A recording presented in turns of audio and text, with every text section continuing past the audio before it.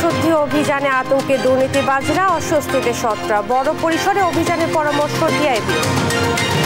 ক্রেতাদের পকেট কাটছে Sadiq এগ্রোর bakery outlet. এক পিস সিঙ্গারার দাম 90 টাকা। অন্যান্য খাদ্যপণ্যের দামও আকাশ ছোঁয়া। বৈষম্যমূলক কোটা পদ্ধতির কারণে মানসিক চাপে চাকরি প্রত্যাশীরা। কেবল পিছিয়ে পড়া জনগোষ্ঠীর জন্য কোটা থাকতে পারে বলছেন বিশেষজ্ঞরা। চরম ভোগান্তিতে ঢাকা উত্তরের 12 নম্বর ওয়ার্ডবাসী। সামান্য বৃষ্টিতেই হাঁটু পানি। সুয়ারেজ লাইন পরিষ্কার না করায় ময়লা ছড়াচ্ছে রাস্তাঘাট।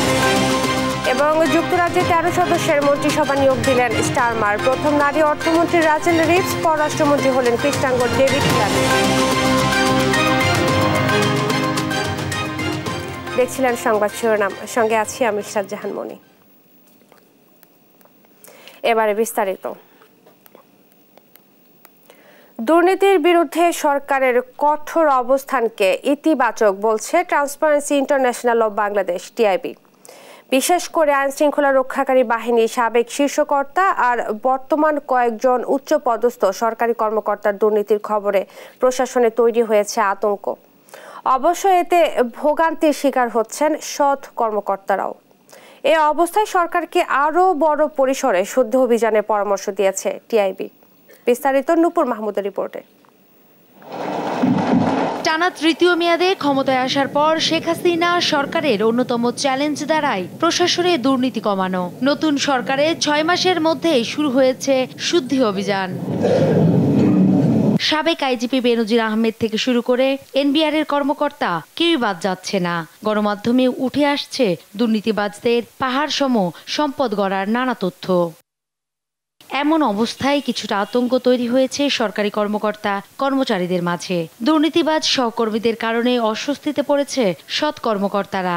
আত্মীয় স্বজন ও বন্ধু মহলে অনেককেই পড়তে হচ্ছে বিব্রতকর পরিস্থিতির মুখে। তবে এই নিয়ে ক্যামেরার সামনে কথা বলতে চান না কেউ। সাবেক পরিকল্পনা মন্ত্রী জানান, আগে দুর্নীতি অভিযোগ থাকলেও এত সংখ্যক কর্মকর্তার বড় বড় দুর্নীতি তথ্য খুবই কম সামনে এসেছে। দুর্নীতির মধ্যে আমরা বসবাস করি, সুনীতি দুর্নীতি ভাই বোন পাশাপাশি চলে, দুটোর মধ্যে আমরা বাস করি।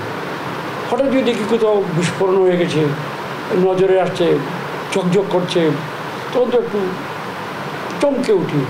ভয়ের আগে তো চমক, তারপরে না ভয়। 100 জন ঝুঁকি নেয়, 90 জন পার পেয়ে যায়। সুতরাং সে মনে করে 9 আউট অফ 10 চান্স আমি টিকে যাবো, তো নেই জানি। আর আলোচনা বেশি হচ্ছে, আগে কি দুর্নীতি ছিল না? সব শুনেছি। ট্রান্সপারেন্সি ইন্টারন্যাশনাল বাংলাদেশ টিআইবি বলছে, কয়েকজনের দুর্নীতির তথ্য প্রকাশে অন্যদের মধ্যে আতঙ্ক তৈরি হওয়া খুবই স্বাভাবিক। আরো বড় পরিসরে দুর্নীতি বিরোধী অভিযানের পরামর্শ দিয়েছে সংস্থাটি। যারা অসৎ দুর্নীতিবাজ কর্মকর্তা যারা ক্ষমতা ব্যবহার করছেন তারা কিন্তু কোনোদিনই আতঙ্কিত ছিলেন না, এখনো হবেন না। দুর্নীতির বিরুদ্ধে কথাগুলো হচ্ছে যে এক ধরনের ফাঁকা বলি, আর বাস্তব যেটা সেটা হচ্ছে যেটা আমরা করছি সেটা দুর্নীতি সহায়ক পরিবেশ সৃষ্টি করছি। অর্থাৎ জনগণকে ভুল বার্তা দেওয়া। জনগণকে বলা হচ্ছে যে তোমরা সারা বছর দুর্নীতি করো, বছরের শেষে আমাদের কাছে আসলে আমরা তোমাদেরকে বৈধতা দিয়ে দেবো, কালো টাকার বৈধতা দিয়ে দেবো। এরই মধ্যে হাইকোর্ট থেকে নির্দেশনা দেওয়া হয়েছে সরকারি কর্মকর্তাদের সম্পদের হিসাব দাখিল সংক্রান্ত আইনের পূর্ণ বাস্তবায়ন করতে।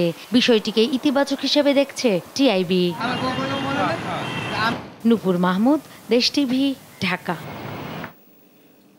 এক পিস সিঙ্গারার দাম 90 টাকা। দাম শুনে অবাক হচ্ছেন? অবিশ্বাস্য হলেও সত্যি। এই সিঙ্গারা পাওয়া যায় সাদেক এগ্রোর বেকারি আউটলেটে। সাধারণ দোকানে যা পাওয়া যায় 10 থেকে 15 টাকায়। শুধু সিঙ্গারা নয়, প্রতিষ্ঠানটির সব খাদ্যপণ্যের দামই আকাশ ছোঁয়া। বিক্রেতাদের দাবি, নিজেদের খামারের উপকরণ দিয়ে খাদ্যপণ্য তৈরি করায় দাম বেশি। আর উচ্চ মূল্যের কারণে এইসব আউটলেট থেকে পণ্য কেনেন না স্থানীয়রা। নূপুর মাহমুদের আরও একটি রিপোর্ট। ছাগলকাণ্ডির পর আলোচনায় আসে সাদিক এগ্রোর নাম। গবাদি পশু পালনের পাশাপাশি দুগ্ধজাত পণ্য বিক্রি করে প্রতিষ্ঠানটি। গবাদি পশুর সঙ্গে সম্পৃক্ততা নেই এমন পণ্যও আছে সাদিক এগ্রোর বেকারিতে। তবে সবকিছুর দামই আকাশ ছোঁয়া। এমন তথ্যে দেশ টিভি টিম সাদেক এগ্রোর বেকারিতে দেখা যায় প্রতি পিস সিঙ্গারার দাম 90 টাকা। এ বিষয়ে আউটলেটের কর্মকর্তারা জানান, নিজেদের ফার্মের গরুর কলিজা দিয়ে বলেই সিঙ্গারার দাম বেশি। 90 টাকা এটা যে রেট দেওয়া হচ্ছে এটা একদম পারফেক্ট, আপনি ইনভেস্টিগেশন করে দেখতে পারেন। আর এইভাবে হঠাৎ করে আপনি ক্যামেরা নিয়ে আসছেন। কিভাবে তৈরি হয় সাদেক এগ্রোর খাদ্যপণ্য? এই প্রশ্নের উত্তর খুঁজতে দেশ টিভি টিম এবার 7 মসজিদ হাউজিং এর বেকারির পণ্যের কারখানায়। দেখা যায় স্যাঁতস্যাঁতে অস্বাস্থ্যকর পরিবেশে তৈরি হচ্ছে খাদ্যপণ্য। সাদেক এগ্রোর সিঙ্গারার দাম 90 টাকা হলেও আশেপাশে দোকান হোটেলে প্রতি পিসের দাম 10 থেকে 15 টাকা। বেশি না, ওরা বেশি না, আমরাও জানি বেশি না। সাদেক এগ্রো এখানে ওরা সব কিছুর দামই বেশি রাখে, অতিরিক্ত দাম রাখে। এখানে নাস্তা খাইতে গেলে 250 টাকা লাগে। স্থানীয় বাসিন্দারা জানান, সাদেক এগ্রোর প্রতিটি পণ্যের দাম বেশি, তাই কেনেন না তারা। আমরা তো ওই রকম উচ্চ বিলাসী আমরা হইতেও পারবো না, আর আমরা ওই আকাঙ্ক্ষা না যে এত দাম দিয়ে আমরা কিনা খাবো। কেন প্রতিষ্ঠানটির খাদ্যপণ্যের দাম বেশি তা খতিয়ে দেখার দাবিও জানান স্থানীয়রা। নূপুর মাহমুদ, দেশ টিভি, ঢাকা। সরকারি চাকরিতে কোটা বহালের বিরুদ্ধে আন্দোলনে শিক্ষার্থীরা। কোটা বহালে হাইকোর্টের রায় আপিল বিভাগ বহাল রাখায় নতুন মাত্রা পেয়েছে আন্দোলন। শিক্ষার্থীদের অভিযোগ, বৈষম্যমূলক কোটা প্রথার কারণে মানসিক চাপে পড়ছেন চাকরি প্রত্যাশীরা। আর কোটার পক্ষে মাঠে নেমেছে মুক্তিযোদ্ধার সন্তানদের বিভিন্ন সংগঠন। বিশেষজ্ঞরা বলছেন, পশ্চাৎপদ জনগোষ্ঠীর জন্য কোটা থাকতে পারে, তবে কোটার কারণে বৈষম্য সৃষ্টি সংবিধান পরিপন্থী। বিস্তারিত শাহেদুজ্জামান সাকিবের রিপোর্টে। সরকারি চাকরিতে কোটা পদ্ধতিকে বৈষম্যমূলক বলে মনে করেন সাধারণ শিক্ষার্থীরা। কোটা বহাল করে হাইকোর্টের রায়ের বিরুদ্ধে আবারও সোচ্চার চাকরি প্রত্যাশীরা। কোটা বাতিলের দাবিতে উত্তাল হয়ে উঠেছে বিভিন্ন ক্যাম্পাস। অন্যদিকে কোটা বহালের পক্ষে মাঠে নেমেছে মুক্তিযোদ্ধা সন্তান কমান্ড সহ কয়েকটি সংগঠন। সাধারণ শিক্ষার্থীরা বলছেন, বৈষম্যমূলক কোটা প্রথার কারণে চাকরির বাজারে বাড়তি চ্যালেঞ্জের মুখে তারা। 56% যে কোটা দিয়ে আমাদের একটা চাকরির বাজারে পুরো একটা বৈষম্যের মতো তৈরি করা হয়েছে ছাত্র সমাজের মাঝে, সেটা ছাত্রদের মধ্যে খুবই হতাশার জন্ম দিয়েছে। এটা একটা মেন্টাল প্রেশার, যে আসলে মেধার ভিত্তিতে আমার জন্য মাত্র 44% কোটা বরাদ্দ থাকছে। সরকারি চাকরির মতো জায়গায় আসলে যখন এই যে কোটা বহাল রাখবেন 30%, তো সেখানে হচ্ছে কোটার মাধ্যমে হয়তো অনেকেই উঠে আসবে যারা অযোগ্য। কোটার কারণে প্রকৃত মেধাবীরা বঞ্চিত হচ্ছেন বলে মনে করেন অধ্যাপক আসিফ নজরুল। বিদ্যমান যে কোটা ব্যবস্থা রয়েছে সেটা সম্পূর্ণভাবে সংবিধান বিরোধী, বাংলাদেশের মুক্তিযুদ্ধের চেতনা বিরোধী, এবং এটা বাংলাদেশের সাধারণ জনগণের প্রতি এক ধরনের জুলুম, বৈষম্য। ন্যায় বিচারের স্বার্থে কোনোভাবেই এই বিদ্যমান কোটা ব্যবস্থা ফিরে আসার কথা না। আইন বিশেষজ্ঞরা বলছেন, সংবিধান অনুযায়ী পশ্চাৎপদ জনগোষ্ঠীকে কোটা দিতে হবে, তবে সেটাও হওয়া উচিত মেধার ভিত্তিতে। নারী বা যেসব সংখ্যালঘিষ্ঠ আদিবাসী যারা আছেন তাদেরকে একটা কোটা দেওয়া যেতে পারে, যাতে তারা বৃহৎ জনগণের সাথে অংশগ্রহণ করতে পারে। কোটাটা কি যে 200 পাস করলো 100 নেওয়া হবে, সেইখানে একটাই হইতে পারে, কিন্তু ফেল করার ভেতর থেকে নিবে, এটা কোটা না। প্রকৃত মুক্তিযোদ্ধার তালিকা নিয়েও প্রশ্ন তোলেন তিনি। 2 লক্ষ নাকি মুক্তিযোদ্ধার তালিকা হয়েছে। কেউ কি বুকে হাত দিয়ে বলতে পারবে যে এই মুক্তিযুদ্ধের তালিকা সঠিক? এটা বেঠিক নাই, অসংখ্য বেঠিক আছে। এর মধ্যে পত্রিকায় দেখলাম যে 50 বছরের নিচে বয়স আছে অসংখ্য মুক্তিযোদ্ধা। সড়ক ও রেলপথ অবরোধ, অবস্থান কর্মসূচির পর শনিবার সারা দেশে বিক্ষোভ কর্মসূচি পালন করবে কোটা বিরোধীরা। আর রোববার সব কলেজ বিশ্ববিদ্যালয়ে ক্লাস পরীক্ষা বর্জনের ঘোষণা দেয় তারা। শাহেদুজ্জামান সাকিব, দেশ টিভি, ঢাকা। এবার দেশ টিভির নিয়মিত আয়োজন জনদুর্ভোগের খবর।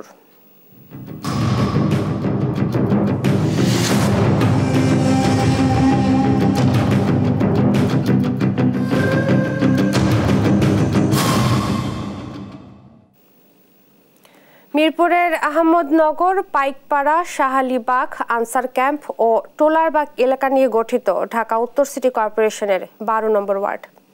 সামান্য বৃষ্টিতেই হাঁটু পানি জমে এখানকার বেশিরভাগ রাস্তায়।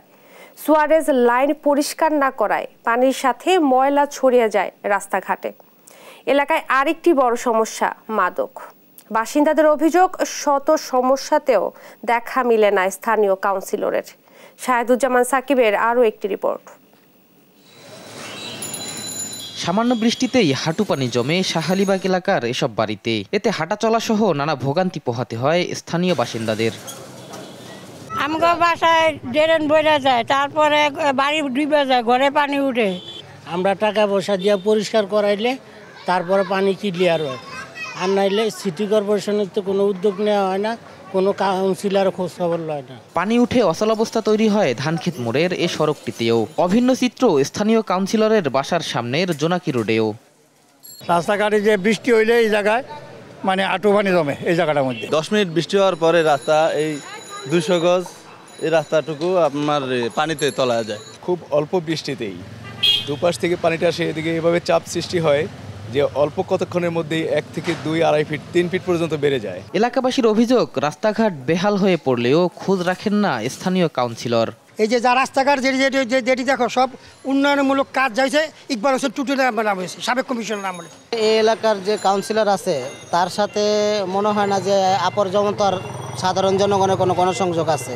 ওয়ার্ডটির আরেকটি প্রধান সমস্যা জনতা হাউজিংয়ের আশপাশের বস্তিতে মাদকের রমরমা ব্যবসা। তবে সব অভিযোগ অস্বীকার করেন কাউন্সিলর। মাদক সমস্যার দোষ চাপান প্রতিপক্ষের উপর। অতিরিক্ত আমি কোনো কিছুই করি নেই, আবার কেউ আমাকে বলতে পারবে না কোনোখান থেকে কোনো রাস্তা থেকে 1 টাকা চাঁদা কিংবা 1 টাকা ঘুষ কিংবা অন্যায়ভাবে কোনো জমি দখল এগুলো আমি করেছি। আমাকে দিয়ে আপনার নাম বলানোর কোনো মানে হয় না। আপনাদের গোয়েন্দা সংস্থা আছে, আপনারা দেখুন খোঁজখবর নিয়ে কে এই ব্যবসা করতেছে। ওই ধরা পড়ে আবার চলে আসে, এসে আমরা যে নাম বলবো তখন আমাদের সাথে ডাইরেক্ট যুদ্ধ ঘোষণা হবে। তার সাফল্যে ঈর্ষান্বিত হয়ে প্রতিপক্ষ অপপ্রচার চালাচ্ছে বলে অভিযোগ করেন তিনি। শাহেদুজ্জামান সাকিব, দেশ টিভি, ঢাকা। এবার জানবো বাজার পরিস্থিতি। নিত্যপণ্যের বাজার দর সম্পর্কে জানাতে সাতক্ষীরা থেকে যুক্ত হচ্ছেন সহকর্মী শরীফুল্লাহ কায়সার সুমন। সুমন, আজকের বাজার দর কেমন দেখছেন, বিস্তারিত জানাবেন। দাঁড়িয়ে আছি সাতক্ষীরার সুলতানপুর বড় বাজার। এখানে আজকের বাজার দরের পরিস্থিতি যদি আপনাকে জানাতে চাই তাহলে আপনাকে বলতে হবে যে আষাঢ় মাস এসেছে, কিন্তু বাজার দর এখন আষাঢ়ে গণের মতো একেবারে বেড়ে চলেছে। এটি এখনো পর্যন্ত কাটেনি। প্রচন্ড দাম, যে দামের ফলে একেবারে মানুষ নাজেহাল অবস্থায়। প্রতিটি পণ্য, মাছ, মাংস, নাগালের মধ্যে নেই। বলে রাখা দরকার যে এখানে আজকে বাজারে তেলাপিয়া এবং যদি তেলাপিয়া সহ 2-1টি মাছ বাদে প্রত্যেকটি মাছ 300-400 টাকার উপরে চলে গিয়েছে। মাংসের দাম তো 850 টাকা গরু এবং 1100 টাকা, 1050 থেকে 1100 টাকা হচ্ছে খাসির মাংস এবং অন্যান্য সবকিছুই কিন্তু আসলে ঊর্ধ্বমুখী। ডিমের দাম তো 12 টাকা পৌঁছে গিয়েছে। একই সাথে যদি তরি তরকারির কথা বলি, আজকের বেগুনের দর হচ্ছে বেগুনের দর 100 টাকা পেরিয়ে গেল। আজকের যে বাজার দর তাতে 100 টাকা পেরিয়ে গিয়েছে বেগুনের দর, পেরিয়ে গিয়েছে কলার দাম 60 টাকা এবং প্রত্যেকটি ওলের দাম, ওলকচু যেটি হচ্ছে সাতক্ষীরার স্থানীয় সেটিও কিন্তু 100 টাকার উপরে। এই পরিস্থিতিতে মানুষের একেবারে নাজেহাল অবস্থা। এর মধ্যে যদি মশলা জাতীয় পণ্যের কথা বলি, সেখানেও পেঁয়াজ 100 টাকা পেরিয়ে গিয়েছে, রসুন 200 টাকা পেরিয়ে গিয়েছে, আদা, সবকিছুই কিন্তু এখন অনেক বেশি মূল্যেই কিন্তু বিক্রি হচ্ছে, যার ফলে কিন্তু ক্রেতা সাধারণের মধ্যে অস্থিরতা বিরাজ করছে। আমি যদি এখন বাজারে একজন বাজার করতে আসা একজন ক্রেতার কাছে একটু কথা বলার চেষ্টা করি, তাহলে জানতে পারবো আসলে পরিস্থিতিটি কি। পরিস্থিতির কথা যেহেতু বলছেন, তা আমি বলবো পরিস্থিতি অত্যন্ত ভয়াবহ। আমি বাজারে আসলাম, আমরা যে তেলাপিয়া মাছ 50 টাকা 60 টাকা কিনতাম, সেটা আজকে 200 টাকা কেজি বিক্রি হচ্ছে। আর ভালো ভালো মাছের কথা যদি আমি বাদে দিলাম, ট্যাংরা মাছ 600 টাকা, তো তার উপরে ভালো মাছগুলো 400 টাকার নিচে আর মাছ এমনি মশলা তরিতরকারি নিজের দিকে যায়। আমাদের স্থানীয় যে সবজিগুলো সাথে উৎপন্ন হয় তারও আকাশচুম্বী দাম, 100 টাকা আকাশচুম্বী দাম সবকিছুরই। এই পরিস্থিতিতে আসলে মানুষ দামের জন্য আসলে সবকিছুর জন্য একটি বাজার মনিটরিং এর দাবি জানাচ্ছে। এই ছিল সর্বশেষ ইশরাত। সুমন, আপনাকে ধন্যবাদ। সাতক্ষীরা থেকে বাজার পরিস্থিতি জানাচ্ছিলেন সহকর্মী শরীফুল্লাহ কায়সার সুমন। সংবাদ সকালে আরো থাকছে। পাহাড়ি ঢল আর বৃষ্টিতে কুড়িগ্রাম জামালপুরে বন্যা পরিস্থিতি, লাখো মানুষের ভোগান্তি, অনাহার অর্ধাহারে দিন কাটছে অনেকে।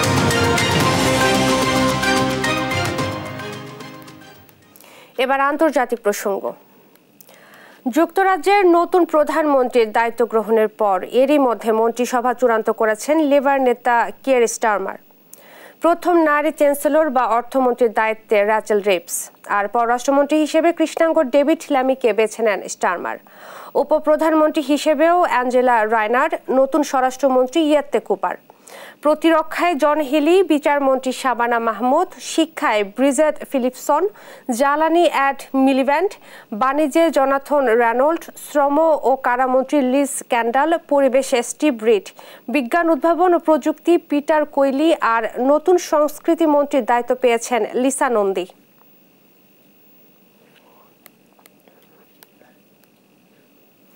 যুক্তরাজ্যের নতুন প্রধানমন্ত্রী কিয়ার স্টারমারকে অভিনন্দন জানিয়েছেন প্রধানমন্ত্রী শেখ হাসিনা সহ বিশ্ব নেতারা। এর আগে শুক্রবার দেশটির সাধারণ নির্বাচনে তার দল লেবার পার্টি নিরঙ্কুশ সংখ্যা গরিষ্ঠতা পাওয়ায় তাকে প্রধানমন্ত্রী নিয়োগ দেন ব্রিটেনের রাজা তৃতীয় চার্লস।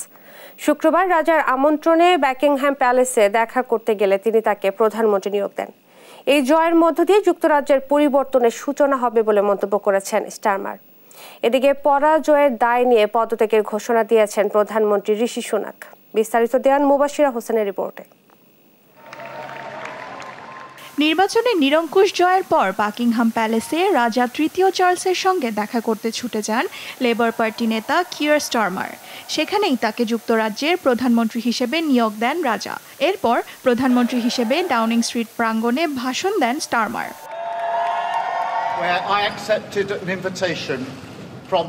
এই মহান জাতির জন্য পরবর্তী সরকার গঠনের আমন্ত্রণ জানিয়েছেন রাজা। আমি তা সাদরে গ্রহণ করেছি। প্রথম কোনো এশিয়ান হিসেবে যুক্তরাজ্যের প্রধানমন্ত্রীর দায়িত্ব পালন করেছেন ঋষি সুনাক। সদ্য বিদায়ী এই প্রধানমন্ত্রীর অবদানের জন্য ধন্যবাদ জানাই। তার অর্জনকে খাটো করে দেখার সুযোগ নেই।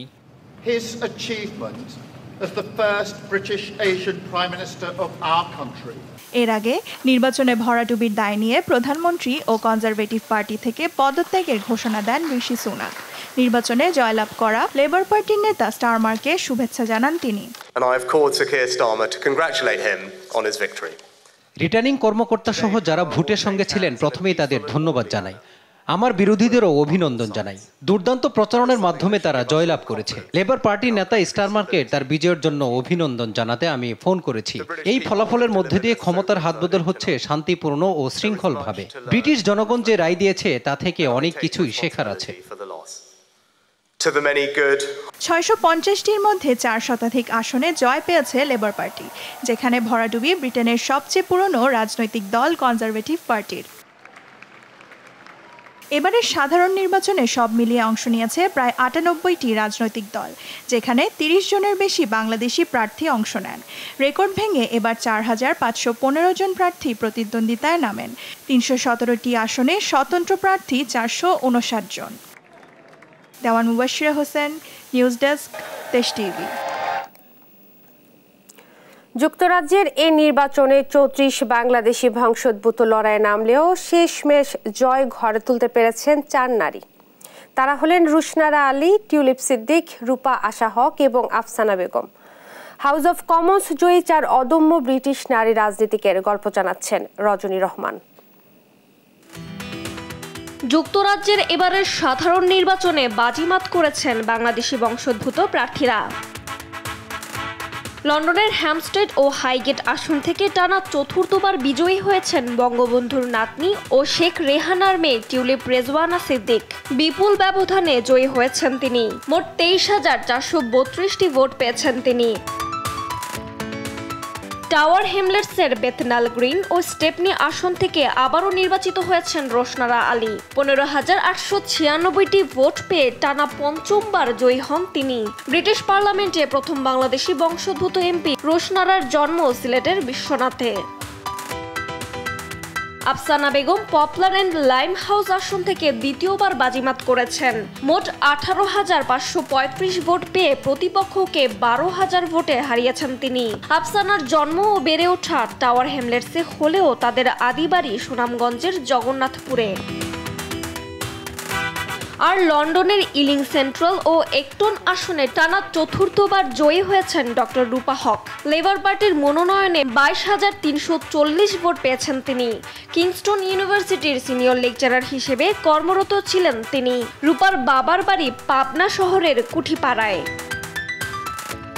লেবার পার্টি থেকে প্রথমবার মনোনয়ন পেয়ে তুমুল প্রতিদ্বন্দ্বিতা করেও অল্প ভোটের ব্যবধানে হেরেছেন দুই বাংলাদেশি বংশোদ্ভূত প্রার্থী রুফিয়া আশরাফ ও রুমি চৌধুরী। টুরি দলের দুর্গখ্যাত সাউথ নর্থাম্পটনশায়ার আসনে 15,504টি ভোট পেয়ে দ্বিতীয় হয়েছেন রুফিয়া। এই আসনে 19,191টি ভোট পেয়ে জয়ী হয়েছেন কনজারভেটিভ পার্টির সারা বুল। উইথাম আসনে কনজারভেটিভের তারকা প্রার্থী সাবেক স্বরাষ্ট্রমন্ত্রী ভারতীয় বংশোদ্ভূত প্রীতি প্যাটেল 18,827টি ভোট পেয়ে বিজয়ী হয়েছেন। আর 13,682টি ভোট পেয়েছেন রুমি চৌধুরী। রজনী রহমান, নিউজ ডেস্ক, দেশ টিভি।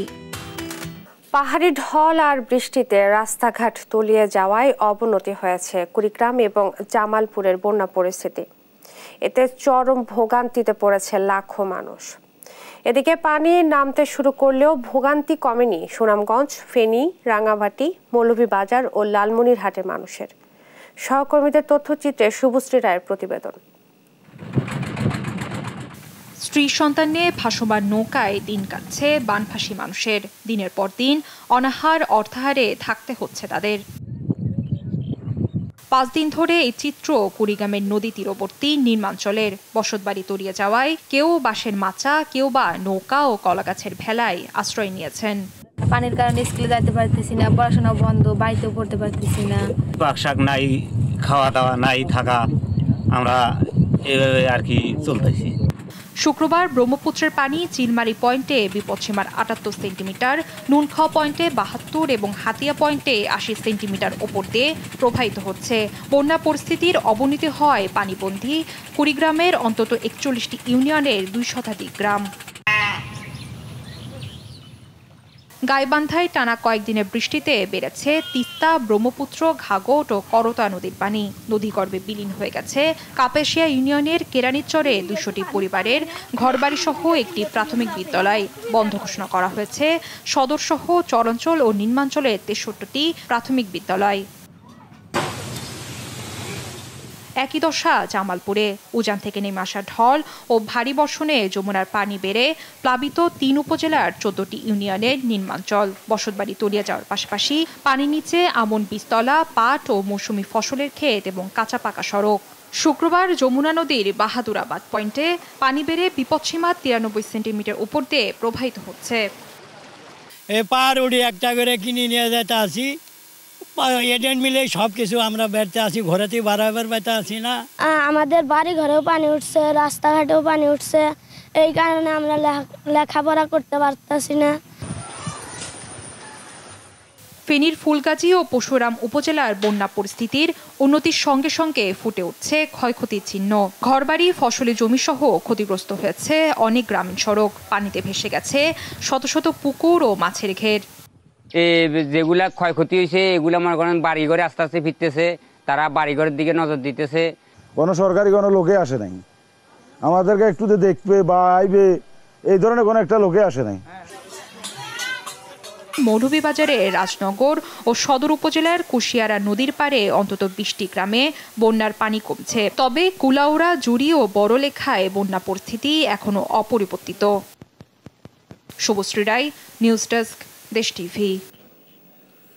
সংবাদ সকালে আরো থাকছে। খেলতে খেলতে মৃত্যুর কোলে ঢলে পড়লেন গ্র্যান্ড মাস্টার জিয়া। সকাল 11টায় দাবা ফেডারেশনের প্রথম জানাজা।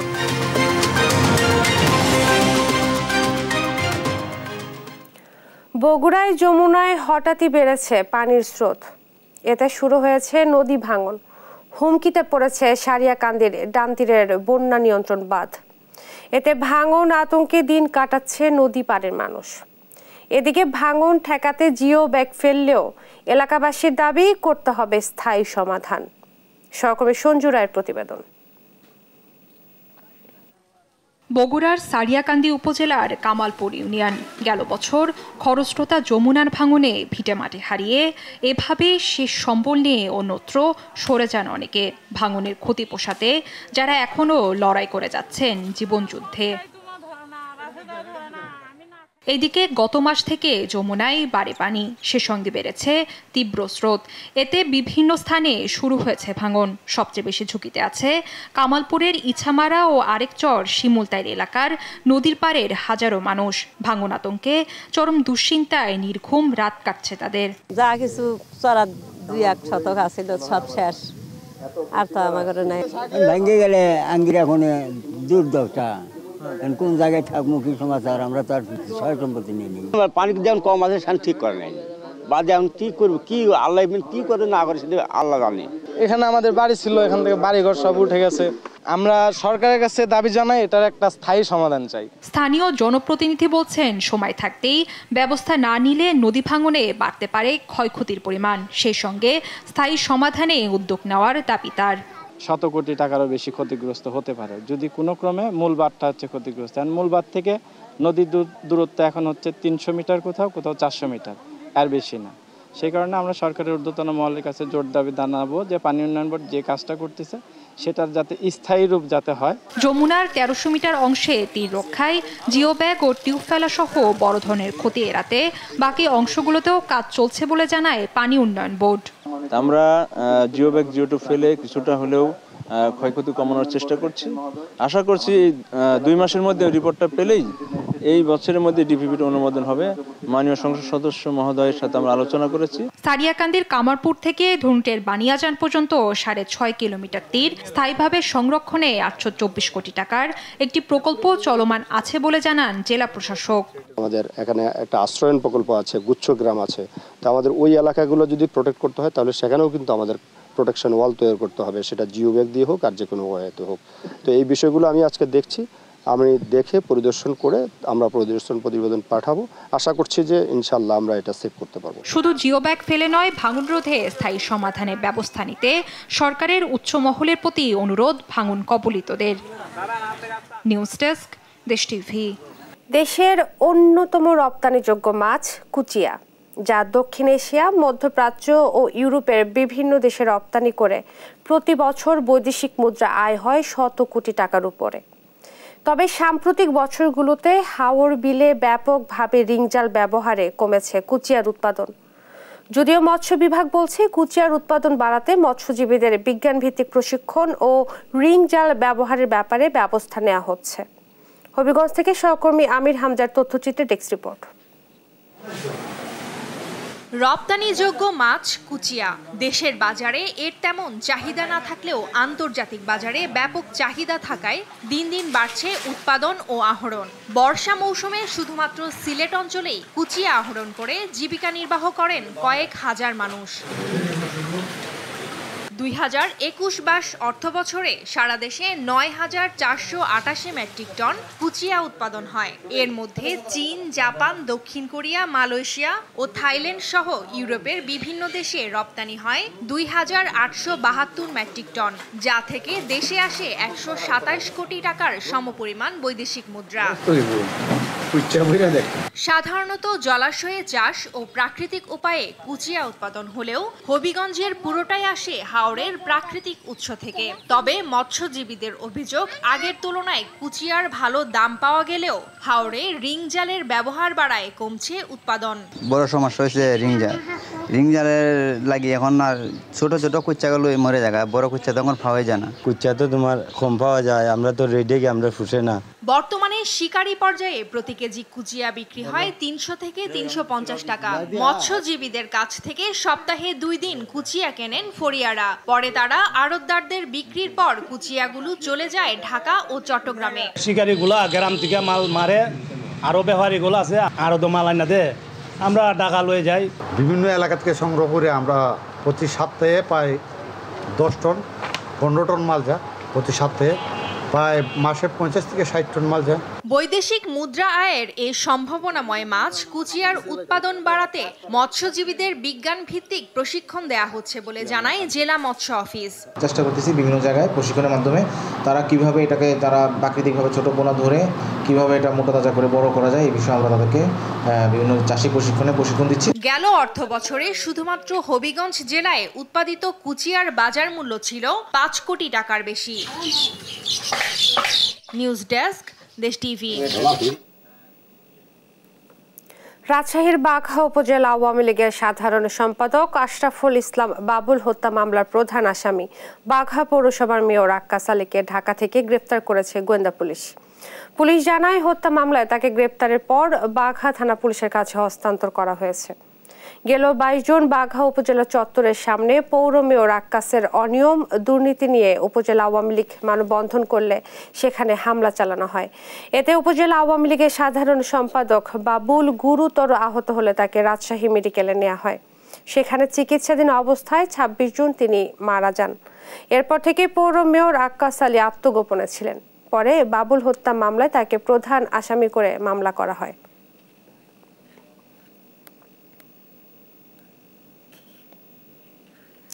সরকারি চাকরি ছেড়ে দেশীয় মাছের ডিম থেকে রেণু উৎপাদন করে ভাগ্য বদলেছেন পিয়াল হোসেন নামে এক যুবক।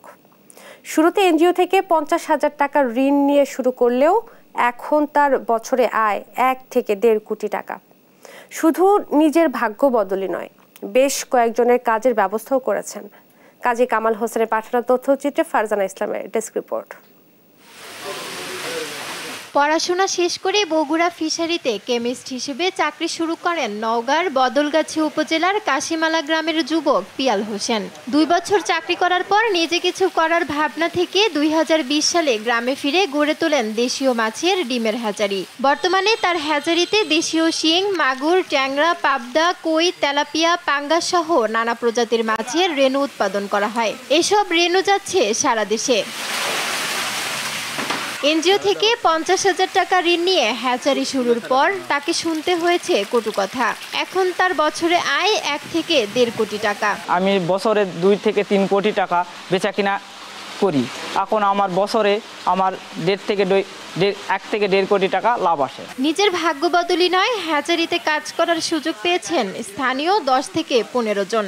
এখানকার পোনার মান ভালো হওয়ায় দূর দূরান্ত থেকে আসেন চাষিরা। স্থানীয় যুবকদের কাছে আইকন হিসেবে পরিচিতি পেয়েছেন পিয়াল। এই হ্যাচারির ভালো খবর পাই যে এখানে ভালো পোনা অথবা রেণু পাওয়া যায়, তো সেই কারণে আমি এখানে গুলশা মাছের রেণু নেওয়ার জন্য আসছি। মাগুর মাছ নিতে আসছি, এর আগেও নিয়ে গেছে, প্রোডাকশন খুব ভালো আছে বিধায় আবার আসছে নিতে। পিয়ালকে অনুসরণ করে আরও যারা বেকার শিক্ষিত যুবক যারা আছে তারা এরকম বেকার না থাকে পিয়ালের মতোই সামান্য মূলধন দিয়ে যদি এরা শুরু করে একটা সময় তারা অনেকভাবে উন্নয়ন করা সম্ভব নিজের। আমি এখানে মাছের হ্যাচারিতে কাজকাম করি, এখানে থাকে আমার সংসার মোটামুটি ভালোভাবে চলে। পড়াশোনা করি, পড়াশোনা ফাঁকা ফাঁকে এখানে আমি আসে যখন ডেলিভারি হয় তখন আমি এখানে ডেলিভারি দিয়ে কিছু টাকা পাই, ওই টাকাটা আমার হাত খরচ হয়। মৎস্য হ্যাচারিতে আগ্রহীদের সব ধরনের সহযোগিতার আশ্বাস দিয়েছেন মৎস্য বিভাগ। উদ্যোক্তা আছে নতুন নতুন প্রজাতি, দেশীয় প্রজাতিগুলো যারা রেণু উৎপাদনে আগ্রহী তাদেরকে আমরা বিভিন্ন ধরনের প্রশিক্ষণ সহায়তা আমরা প্রদান করে থাকি। মৎস্য হ্যাচারির পরিধি বাড়াতে সরকারের পৃষ্ঠপোষকতা ও সহযোগিতা চেয়েছেন পিয়াল হোসেন। নিউজ ডেস্ক, দেশ টিভি।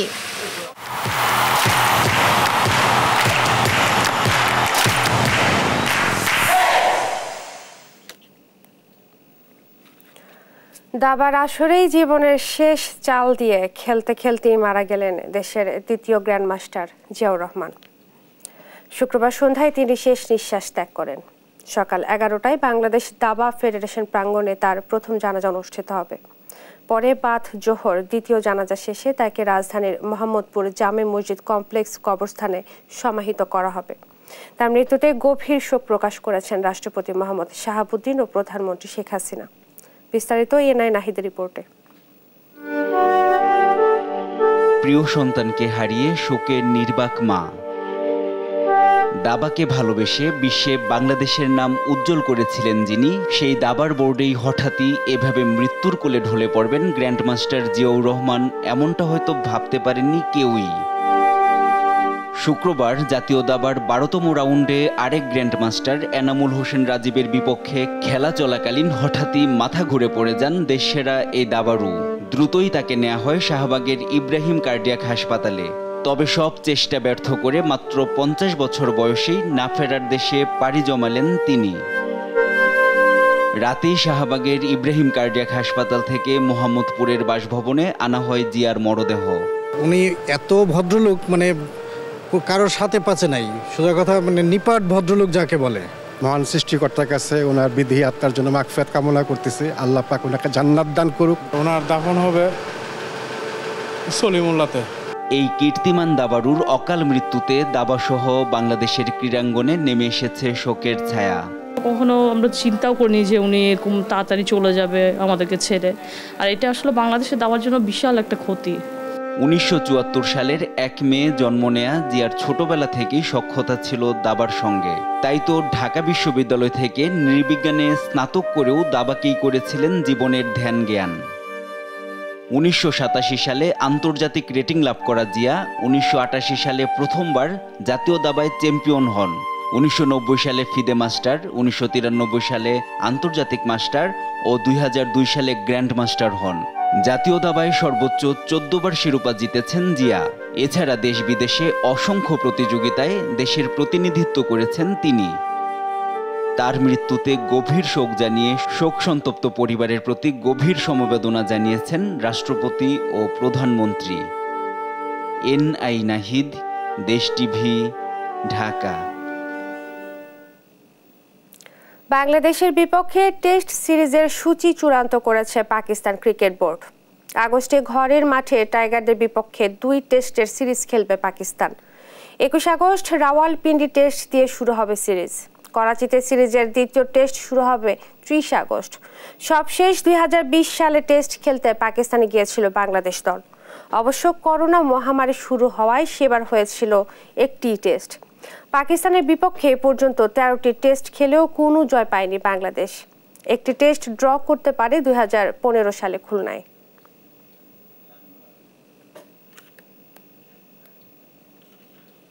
এ পর্যায়ে সংবাদ শিরোনামগুলো জানিয়ে দিচ্ছি আরও একবার।